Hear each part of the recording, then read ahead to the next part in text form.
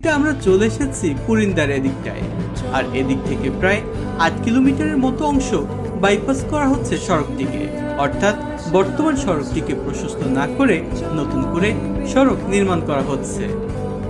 আমরা এর আগের বার দেখেছিলাম ৬০০ মিটারের মতো জায়গাতে বালু ফেলার কাজটি হয়েছিল, আর এবার এসে দেখতে পাচ্ছি প্রায় ১৫০০ মিটার পর্যন্ত বালু ফেলার কাজটি দৃশ্যমান হয়েছে।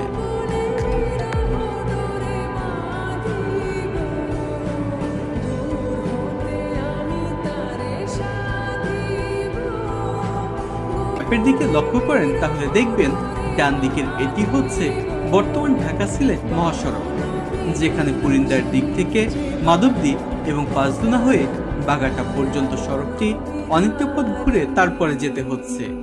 এতে করে সময় অনেক বেশি লাগছে।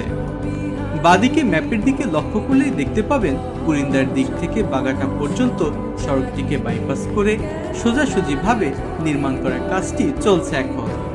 এতে মাধবদী পাঁচদোনাকে পাশ কাটিয়ে বাইপাস সড়কটি বাগাটা গিয়ে যুক্ত হবে।